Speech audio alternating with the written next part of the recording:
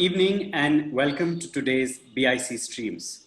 Sustainable mobility, getting Bengaluru moving in cleaner and greener ways. In collaboration with the Bengaluru Mobility Summit and Oneindia Kannada. Joining us are panelists Ashwin Mahesh, Anjali Karol Mohan, Chetan Maini, Satya Shankaran, and M.V.Rajeev Gowda.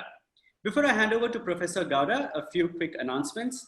If you're here for the first time and are not signed up to our mailing list, you can do so by visiting our website, or you can follow us on our social media channels, Instagram, Twitter, and Facebook. With that, welcome everyone, and over to you, Professor Gowda. Thank you, and good evening, everyone, and welcome to the sustainability event, which is part of our Getting Bengaluru Moving series. This series is part of an initiative. It comes under the Bengaluru Needs You Initiative of the Resurgent India Trust in partnership with the Bangalore International Centre today. And we have with us this evening a range of amazing people, people who are thinkers, doers, pioneers, people who have been involved in bringing about change and who are the ideal set of people to talk about how to get Bengaluru moving once again, but in cleaner and greener ways. The moderator for this evening's session is Ashwin Mahesh, a public problem solver, co-founder of Lithium. These are the electric cabs that you see driving around. He's also the founder of MapUnity, which provides all kinds of interesting technical solutions to urban policy challenges. We have Anjali Karol Mohan, who is a professor at the National Law School and the Takshashila Institution, and she has been involved over the last couple of decades with various master plans and city plans, and so has a very in-depth understanding of what works and what doesn't and what gets planned for. Then, of course, we have Chetan Maini, who is Bangalore's proud pioneer of electric cars. He's the person who invented the Reva and brought it to market, and is now co-founder of Sun Mobility, which is into sustainable solar and clean energy infrastructure. And of course, pedaling and catching up with all of us is Satya Shankaran, the bicycle mayor of Bangalore, who's been, again, a pioneer in the space of pushing the bicycling agenda forward, and has recently even launched a startup called Urban Morph, which is sort of a think action consulting firm that focuses on interesting solutions to Bengaluru's urban challenges. So I'm going to hand over to Ashwin, and once again, welcoming all of you. We'll have a wide-ranging discussion on a range of topics, both related to electric and hybrid vehicles. We'll be discussing issues related to pedestrian access, to people with disabilities, and and of course, non-motorized transport and whatever else we can come up with today. And the aim is to arrive at solutions that will be possible to implement. At the end of this 5-seminar webinar series, we plan to take these sets of recommendations and to share them with possibly a senior minister, or possibly a senior government official, and hope that the ideas that are generated will be translated into action. We've already had one event with elected representatives. We've had one more with internet-enabled services, with taxis as well as those that move people, move things. The Swiggies and the Dunzos. And then, of course, this is the third in the series, focused on sustainability. The next one will be on buses, and the last will be the interaction with the senior policymaker. That's it from my side. Over to you, Ashwin, and look forward to a very engaging and fruitful conversation.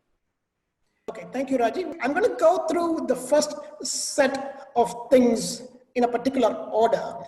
And it's an interesting panel for me because I've actually worked with all of you closely in some capacity or the other. I worked with Anjali in planning, I worked with Chetan in electric vehicles, with Rajiv, you on public policy on a bunch of different things, and with Satya on his cycling and non-motorized initiatives as well. So for me, it seems like I'm bringing together conversations that I've had with very different sets of people and for the benefit of the city. And hopefully that's really the goal in all of these things.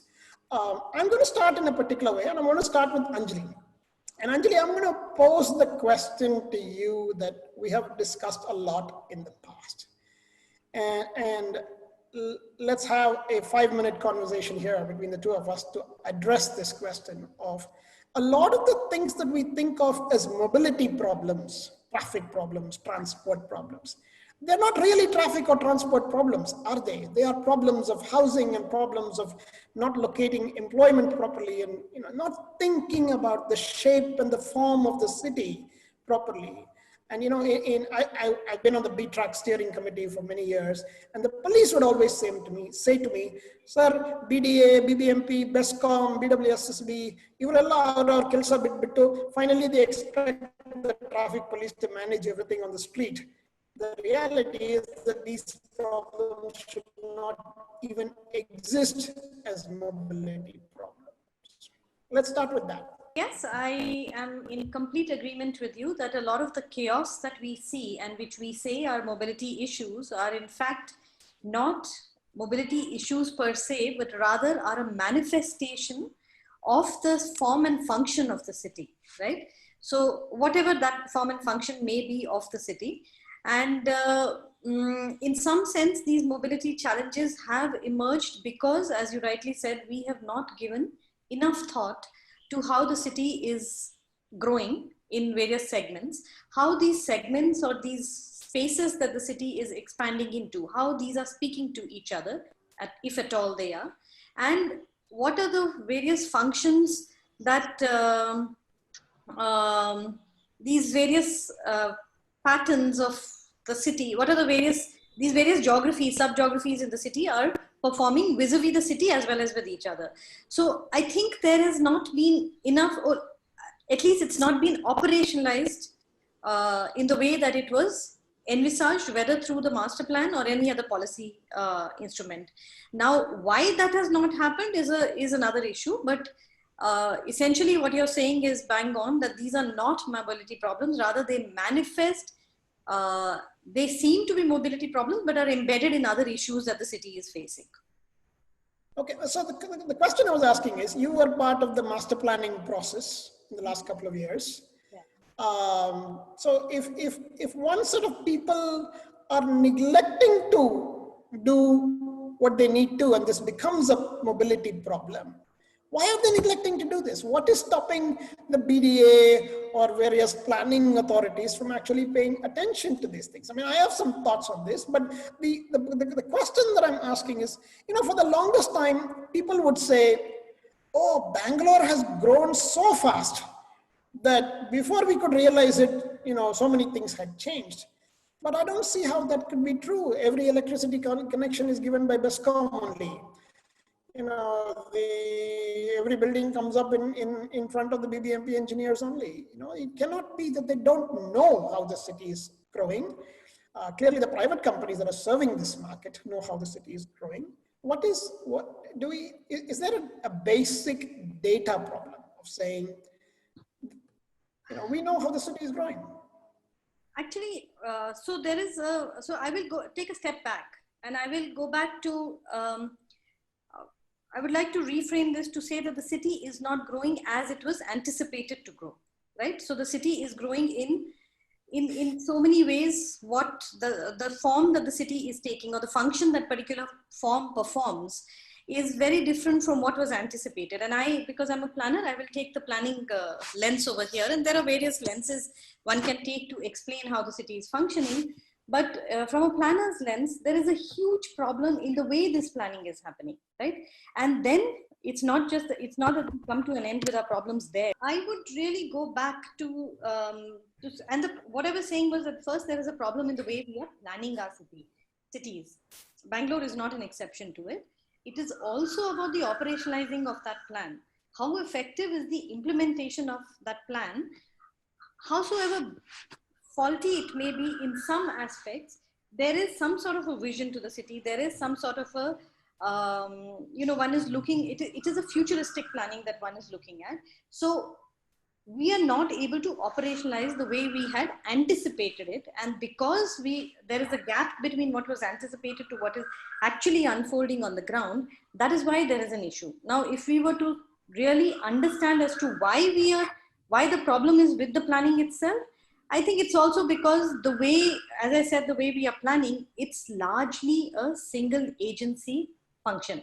Now, in very, very practical terms, can you imagine the city having a very singular understanding or a very singular framing? It is not possible, right? You need a BESCOM, you need a BWSSB, you need all the various services, you need health, education, everything else that the city has to offer.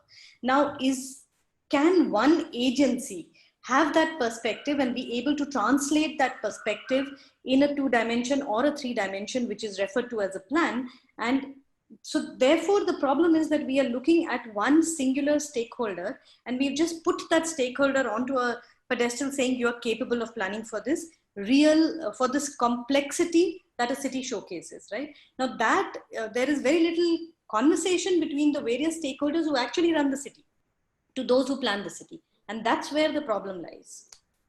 Now, it is a kind of a brutal question. You've seen the people inside some of these planning spaces too. Can they really plan? Are they capable of it? Well, let me, the thing is, yes, I have seen people inside these planning spaces, and right now it is not whether they are able to plan, you don't have sufficient people to begin with. The question of capacity comes the second to that. First, we don't have enough people. And one of the reasons why people like me are involved in these exercises is because underlying assumption is that there is either not sufficient numbers and there is neither sufficient capacity to deal with. And I use the word complexity because the city is a very complex geography. Okay, so I'm going to switch for half a question to Rajeev Gowda before I move on to others. So Rajeev, you are from the political class, as it were. Why is it that for decades together, our state capacity has simply not been built at all? And I'm sorry to put you on the spot, but your party has been in. So there must be something that's keeping on. Let me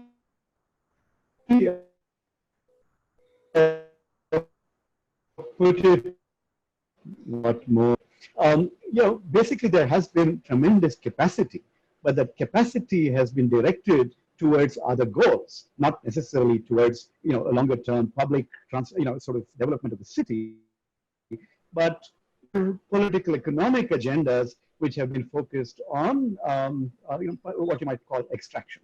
And so there's been less attention paid to so for example, even if you were to think about how the city grows, there have been certain regulations that allow for the outskirts of the city to be to grow in manners where the approvals are by by entities that are not necessarily involved with the planning process. And so later on, the planning process comes in and has to retrofit, has to come up with roads and other services, utilities for, let's say, revenue layouts that have already been built by entrepreneurs.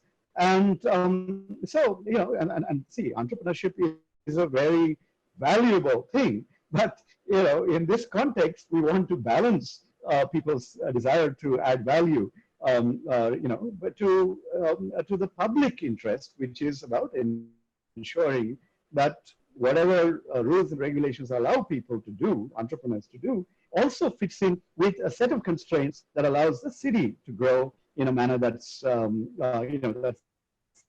that's amenable to even sustainable transport, cycling in Bangalore city.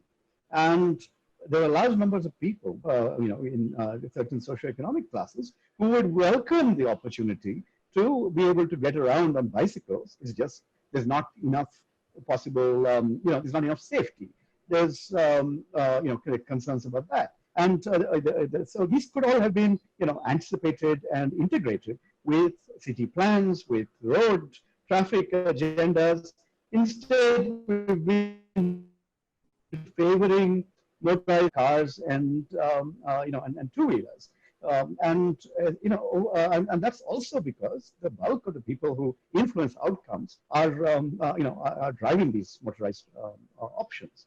Then some of these, of course, have to do with larger agendas related to peripheral ring roads and ring roads, which just take forever to come into play. And even the alternatives, the metros and the suburban rails. I've been working on suburban rail, advocating it for more than a decade now. And even as in 6 years in the Rajya Sabha as an MP, we were able to move things only a certain distance. It's still not a reality. So the system has its own sclerotic ways of dealing with things. It's very hard to push things. And that's where political will, political vision, the desire of a person to stand up and say, I'm going to change the shape of how the city evolves and take credit for it, something like that would probably be helpful. But the one chief minister who played a very active role in the late 90s and early 2000s essentially was defeated in the next election, and then there was this hesitation to identify too much with urban issues when the bulk of the MLAs are elected elsewhere in the state. So I think there are lots of complicated forces that are interacting, but basically it's not state capacity, it's not ability, it's just how they are possibly perversely applied than publicly focused. I want to pick up on this last thing that you said, that the majority of the MLAs are from the countryside and the urban MLA representation is relatively small compared to the share of the urban population in particular. This is the result of many past things that have happened. But in 2026, that is about to change. And at that point, suddenly you could find that 50% of the legislature, the state assembly, is from urban areas, because we'll have by then 50% of the population will be urban at that point. Do you anticipate that the politics is even alert to all this change that is coming? And do people realize in politics that urban areas are the future, or are we still thinking that India lives in its villages? No, I think we're very much aware that urbanization is happening not just in megacities like Bengaluru, but in every district and taluk headquarter. And when we campaign in the cities, we look at an apartment complex and say, these are the new villages, right? And it's actually sometimes hard to go in and campaign in them. But the point is that, but this is still, an opportunity for us to prevent things from getting out of control. Every taluk headquarter, every district headquarter that is urbanizing in an unsustainable manner, in a manner that doesn't pay attention to ecosystems or to the issues that we're discussing here today, which is sustainable mobility. Trying to get people around in a way that is, costless to themselves and to the environment.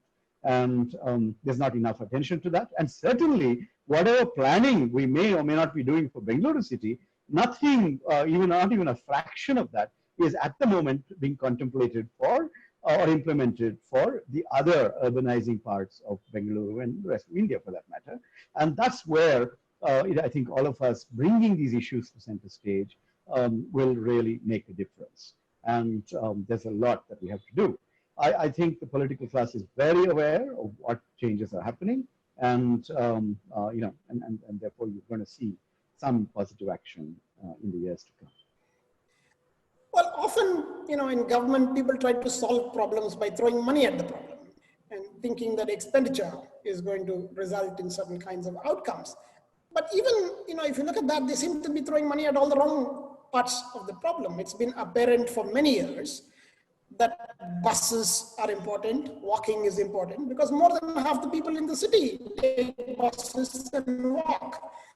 Whereas 90% of the expenditure that we have is for movement like, there is a lot of political capital from just spending money correctly, and which could even benefit the decision makers. And despite the fact that there seems to be political capital in it, I mean, if you made the city more walkable or if you doubled the bus fleet, wouldn't that create 3 million more people who would vote for you? Yes, indeed. But, there's always this challenge of balancing private interests with public good. And, and the people who are, traveling on buses, for example, or, Volvo AC buses exempted, are people who are more concerned about other aspects of life and livelihood than necessarily about issues to, whether they're able to get from one place to another in an accessible, affordable, quick, and efficient manner. And that's a consciousness that we need to bring in. And I would personally say that there are enough elected representatives from the corporator to the MLA to even the MPs who are concerned about their report cards, about how they're written about when elections are due. And therefore, I think that we are moving closer to a convergence of interests between, between public good and private, private agendas.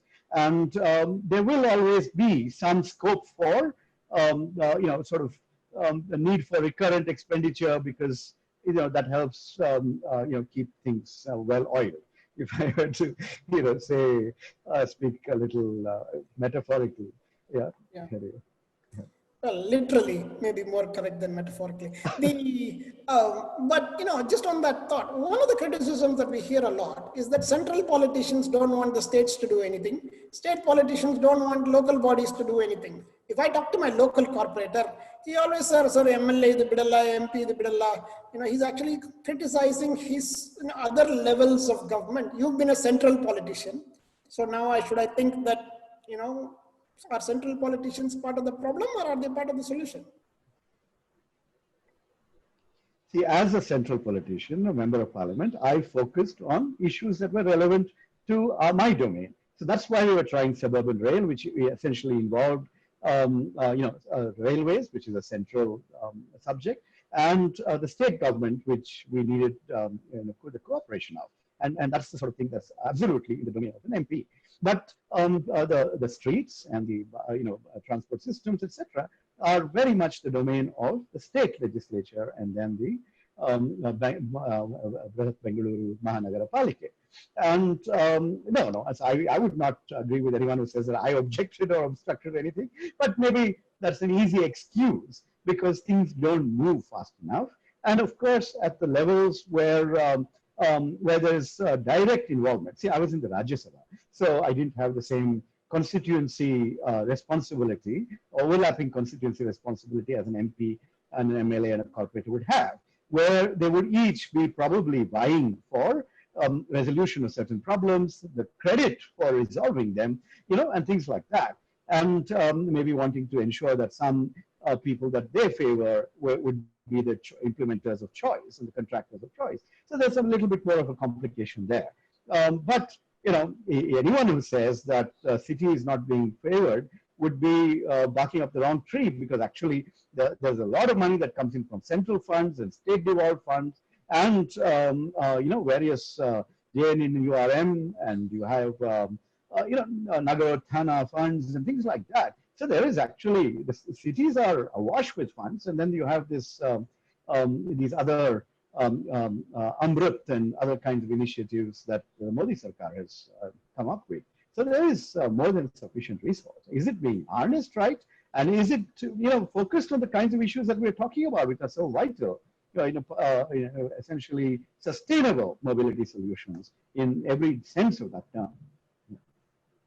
Okay, I'm going to go to Satya next. And Satya, if you could turn your video on, and I'm going to request Rajiv, if you could mute your mic.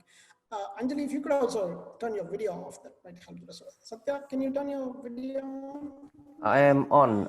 There's a lag. There you are. There. Sorry, you're off my scroll a little bit.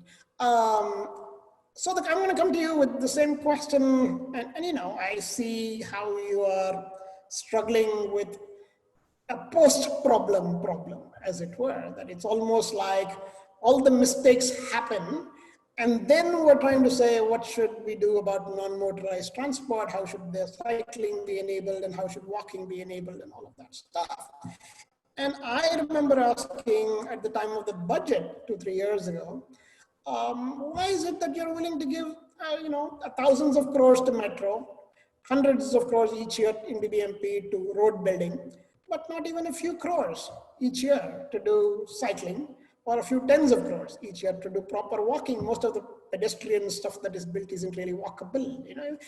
Do you feel like they have already made a decision to fund things in a certain way, and by that decision itself, the problem is more or less certain to emerge from that? Well, I agree partly, but every other country has made the same mistake. They've gone down the wrong path of funding certain other set of investments and then figuring out that cycling has its place.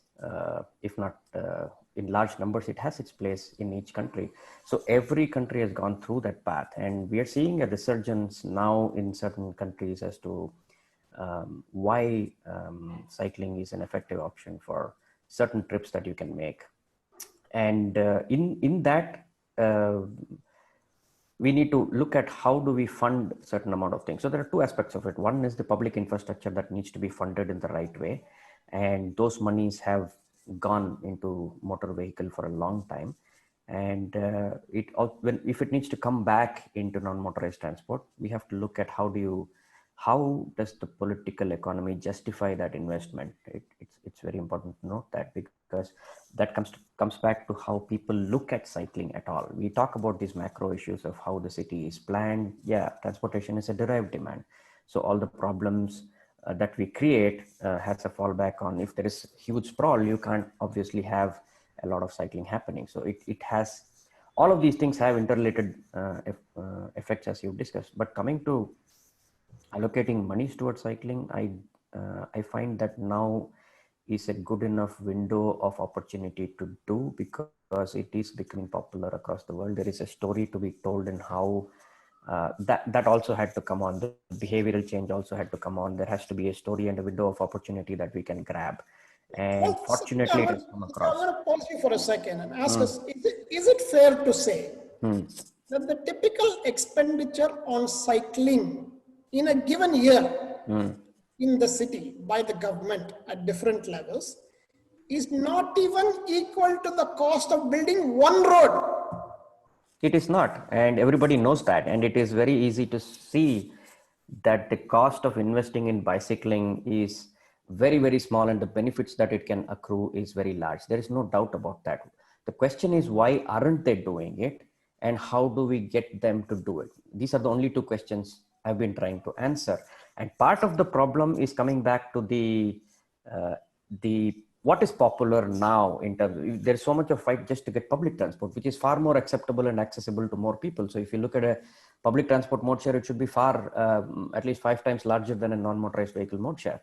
That itself is becoming a fight. That it's because we have a trajectory of investments in motor vehicle infrastructure, which has gone on for long, at least not as long as the other countries. We've only had it for 40 years now. It is possible to turn back, and we are finding those reasons. When is that point that we need to pivot and say more money needs to come? Who are the people who are going to do that? Are they in power now? Do they see that?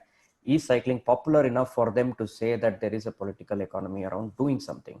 And right now is a good window of opportunity. So COVID actually is a blessing in disguise to see how we can maximize this. I see no other answer other than a hard slog of making people, a lot of it also comes down to, as you and I know, is acceptability of cycling as a mode. There are hundreds of concerns people will place on the table as to why I will not be able to cycle. And one of which is the leaning towards a motor vehicle based economy, and how the infrastructure is evolving around us. It's a chicken and egg. Most people would say, don't build a bridge trying to count the number of people swimming across the river. You still need to build infrastructure, and they will come. On the other hand, I also feel there should be a parallel effort in people actually choosing the mode for certain trips and making it count, so that we can allocate a certain amount of reasoning to making those budget provisions. Do you think all of this will just flow naturally, if there's a budget, for example, if the next BBMP budget simply said 20 crores for cycling or 30 crores for cycling, or the next state budget said 150 crores for cycling in Bengaluru, do you think, the money will make the initiatives flow? Definitely. Is that, should we go to the finance department or the chief minister or the mayor and say, look, you know what, reduce it to only this, make this allocation? We've talked about this before. There is a lot of that can be done, but it's also important to know where this money is going. 20% of Bangalore, if you look at the 2,000 kilometers of arterial roads that are available, that's out of the 736 square kilometers, 12,000, 13,000 kilometers of road, right? Which is around 18 to 20% of Bangalore has 15 meters or wider, which means you can get dedicated cycle tracks on 20% of Bangalore. What happens to the rest of Bangalore on the 80% where we all live on the local streets and collector streets? We are not going to get a cycle lane there. How do you do traffic calming? Where does the money get spent on? These 2,000 kilometers at 200 kilometers a year, you will spend the next 10 years building cycle tracks for just 20% of Bangalore. And this is only talking about 736 square kilometers, not even the CMP 1600 kilometer area. So the mathematics says that when you put in this money, first thing is to, like you said, put the money on the table and say, let's spend on cycling. It doesn't cost much. The second thing is too many people are asking, why are you spending on cycling? What are you spending on is important. If you look at the government only as an infrastructure spender, then they are only going to take care of 2,000 kilometers. How do we then look at alternate ways of traffic calming streets, making streets friendly for cycling, lake connectors that you have talked about and others have talked about? How do you get out of the box ideas of making people get on a bicycle? And that's the harder problem to solve because there are aspirational goals, there are concerns, all other things that are attached to it. It's a very complex problem, but money has to be put without people asking questions. Where are you going to put the lane? So, I know you're the bicycle mayor, but I want you to speak more broadly about, let's call you for the moment the non-car mayor or the non-motorized mayor, and say, look, it's all related, isn't it? It's cycling and pedestrianization and buses and metro all seen together as one single piece. It's really, in some ways, it's like equity and fairness in how much of a road is given to people of different types of users. And I've said in BBMP, for example, that when we have a road, we first give the space to the car and the motorized vehicle and then ask what is left for everybody else. And sometimes nothing is left for everybody else. Could we just invert that to say on every street, the first use of space must be for those who walk and cycle? And everybody inside BBMP and other government entities also know that, and everybody speaks about that in all of the conferences, but it's very hard for them to internalize and do it on the road. So when they build a road and allocate budgets, even today, unless it is a tender sure road, all of the roads are only for asphalt and drains. You know that footpaths today have 5 times more utilities than the road itself has. The road might have a manhole and a sewage, but this one has trees, it has electricity, cabling, street furniture. There are 5 times more budget needs to be put on a footpath and a cycle track. People still do not see the taking away of just 1.5 meters and 2.5 meters seems to cause so much consternation among people that the political class is not willing to invert that pyramid. How do we get the people to not revolt if we gave a footpath and a cycle track? Why is that a hard thing for us as collective to do that? And my messaging has always been about that. Why can't you normalize the fact that if somebody talks about inverting a pyramid, you don't jump up and scream? That's the first thing you shouldn't. And it's not going to come from acquisition. It has to come from existing road space. You need to cannibalize some amount of road space. And it's just a lane. It's 3 meters for both walking and cycling together. In every neighborhood, there are enough stretches where this can be done without too much difficulty, even today. We've gone walking around on streets in JP Nagar and Jayanagar and said, this portion could be easily made pedestrian or cycled. There's lots of space like that. So, I'm going to take a segue from this back to Rajeev and pose one question to you, Rajeev. There are 2 takeaways from, what Satya and before that, Anjali have both said.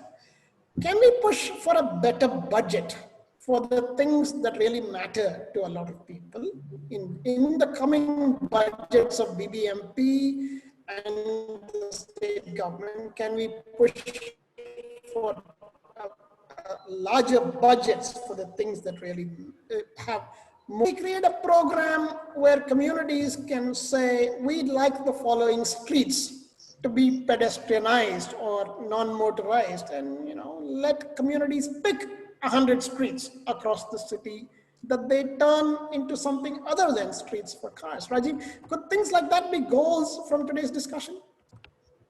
I would expect so, Ashwin, because I have been involved in manifestos of the Congress Party at the BBMP level as well as at the national level, and we're constantly looking for tangible ideas that we can translate into actual policy. And so I would think that if we were able to get a set of concrete policies like this, which say this is what we're going to do and this is our vision for how Bengaluru will move, and this is the amount of money that's actually required, I think that level of tangible sort of ideation will be something that the political class would happily embrace. At least that is something that I would advocate within my party. And I do think that there are other political parties that would want to jump on ideas like this. So this is something that we must take forward beyond this conversation.